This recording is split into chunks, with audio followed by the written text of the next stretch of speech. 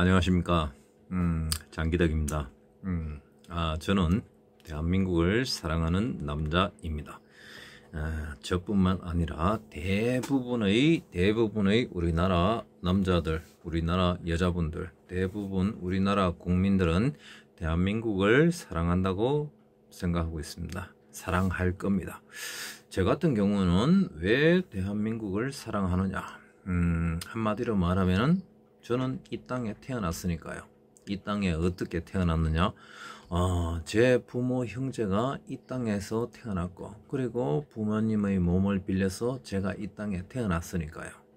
그리고 부모님이 저를 힘들게 귀하게 키우셨으니까, 그리고 사랑으로 희생으로 저를 키웠으니까, 그러니까 이 소중한 땅에서 태어나서 지금 숨쉬고 있으니까 제가 당연히 제가 이 밟고 있는 땅을 지키고 보호하고 아껴야죠. 그렇습니다. 사람들 중에서는요, 어떤 사람들은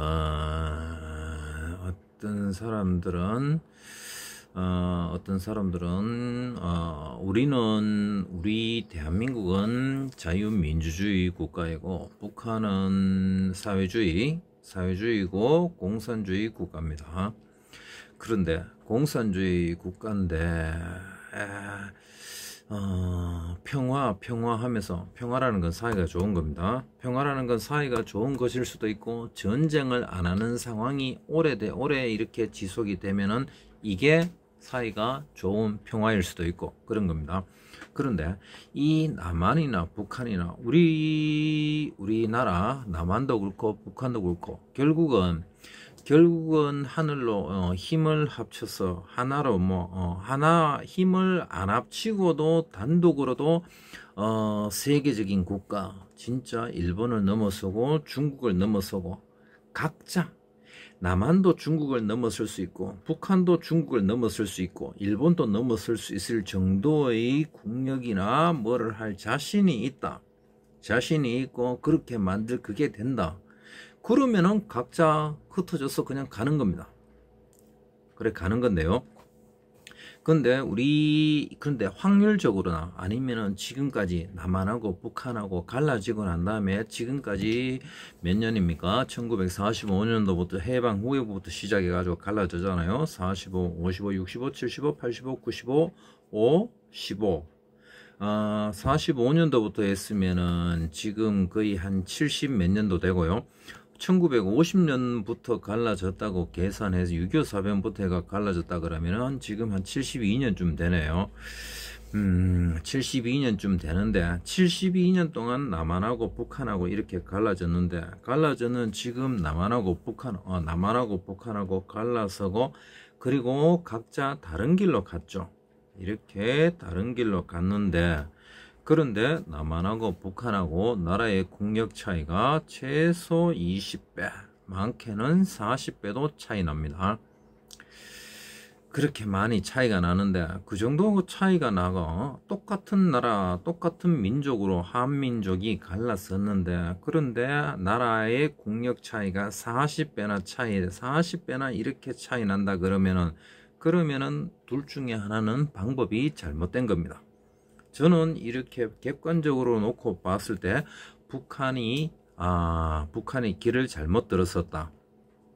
북한이 길을 잘못 들었었고, 북한보다도 더 덩치가 크고 나라도 땅덩어리도 크고 인구도 많은 중국이란 나라도 자기들 경제나 자기들 목표를 위해서 외국 경제 제도를 도입하고 수입하고 기술도 도입하고 이러면서 수정을 계속 해나갔죠. 그래서 지금 중국이란 나라가 많이 컸습니다. 그럼 북한 같은 경우에는 어떠냐? 북한 같은 경우에는 우리나라보다도 작잖아요. 거의 비슷하다고 쳐도 어차피 중국보다는 엄청나게 작은 나라인데, 그러면은 이걸 바꾸기가 더 쉬울 거 아닙니까? 그런데도 똘똘 뭉쳤어. 끝까지 나쁜 방향으로 계속 이래 가는 거죠. 가시밭길을 가는 겁니다. 자기가 가시밭길을 가고 이렇게 끓기고 상처나고 힘들고 이 답답한 괴로움, 이 원통함, 이걸 누구한테 푸느냐? 우리 남한에 푸는 겁니다. 남한한테. 그래서 북한이 미국하고 싸워서 이기겠습니까? 아니면 중국한테 싸움을 걸겠습니까? 그렇다고 러시아한테 덤비겠습니까? 북한이. 그렇다고 일본한테 덤비겠습니까? 일본한테 못 덤빕니다. 왜? 일본에는 주일 미군이 주둔하고 있기 때문입니다. 우리 남한에도 미군이 주둔하고 있지만은 일본에도 미군이 주둔하고 있습니다. 미군하고 일본하고도 상호 방위 조약이 있잖아요. 그래서 한미일 삼각동맹이라고 그러는데요. 결국은 북한이 남한을 먹기 위해서 그렇습니다. 그리고 여러분들이 보면은 또 이래 명심해야 될 게, 북한 같은 경우 우리는 대한민국 헌법, 북한은 조선민주주의 인민공화국 헌법이란 게 있습니다. 그 헌법 첫 구절이 뭐냐? 조선민주주의 인민공화국의 모든 권력은 인민으로부터 나오고 어쩌고저쩌고 이래 하다가, 그리고 걔들의 지상 목표가 뭐냐? 한반도의 사회주의 공화국 건설이 걔들 목표입니다. 한반도의 북한 헌법이 한반도 전체의 사회주의 공화국을 건설하는 게 북한의 목표입니다. 그럼 뭐냐? 남한을 적화시키는 게 그 사람들의 생각입니다. 그러면은 제가 아까 말씀드렸는데요. 남한하고 북한하고 이 상황에서 이게 평화가 될 수 있느냐? 이거는 평화가 될 수 없습니다. 잠깐 북한이란 나라가 힘이 약하니까 힘이 강한 나라하고 싸움을 안 하고 시간을 벌기 위해서 평화를 하는 거죠. 북한 입장에서는 그렇습니다. 그래서 거기에 통일 전략 전술이라는 거 하는 거, 어떤 사람들은 아직까지도 구시대적인 그런 단어나 그런 걸 말할 수 있느냐? 좋습니다. 그러면 통일 전략 전술이란 북한에서 쓰는 통일 전략 전술, 그런 게 아니라고 치고요. 그런 게 아니고 그냥 다른 방향에서 봤을 때 북한이라는 나라의 기본적인, 여러분도 한번 검색해 보십시오. 네이버에도 있고 어디에도 있고 구글에도 있고 모든 게 조선민주주의 인민공화국 북한 헌법을 한 번이라도 읽어 보십시오. 저는 끝까지 다 읽어 봤습니다. 그래서 자신 있게 말씀드릴 수 있습니다. 그들의 목표는 한반도의 공산화. 한반도의 공산화인데, 근데 공산화라는 말을 안 쓰고 그냥 지금 힘이 딸리니까 우리한테 그냥 계속 이렇게 앵기고 개기고 버티고 그러면서 자기들이 우월하다 그러면서 땡고집을 내세우면서 지금 이렇게 버티고 있는 중이죠. 그럼 반대로 우리의 입장에서 한번 보십시오. 우리나라 같은 경우에는 우리나라는 일단은 북한보다는 이 정치 체제나 경제 체제나 이걸 받아들이면서 조금 효율적이고 능률적이고 좋은 길을 선택해 왔잖아요. 물론 안 좋은 것도 있었지만은 그래도 계속 수정하면서 일단 방향 자체를 잘 잡았는 겁니다. 그 방향 자체를 잘 잡았기 때문에 우리가 지금의 이 경제적인, 그리고 쌀밥, 북한 사람들이 부러워하는 이 밥에 고깃국을 우리가 먹고 있는 겁니다. 그리고 나라 경제력도 북한하고 우리하고 비교했을 때 우리가 한 40배는 앞서 있죠. 나라 땅덩어리 경제력이 그렇게 큽니다. 근데 일단 이거는 남한하고 북한하고 이 경제력이나 이건 아마 국력 차이는 이건 아마 결정이 났지 않습니까? 이거는 판가름이 났고요. 그렇다면은 남한하고 북한하고 했을 때 우리가 피와 땀과 눈물과 이 노력을 들여서 이 정도의 위치까지 오고 나라를 이만큼 키우고 이 방향으로 왔으면 우리가 북한에 대해서 당당하게 말할 수 있어야 됩니다. 왜냐? 북한 같은 경우에는 사회주의 노선에, 그리고 주체 사상, 주체 농법, 주체 공법, 주체 장마당 모든 게 주체 아닙니까? 예전에 120년, 130년, 140년 전에 140년입니까? 150년입니까? 150년쯤 되겠네요. 1870년대, 60년대, 70년대 이때 흥선대원군이 우리의 쇄국 정책을 펼쳤잖아요. 딱 그때 북한하고 지금의 북한하고 뭐가 다릅니까? 폐쇄 정책에.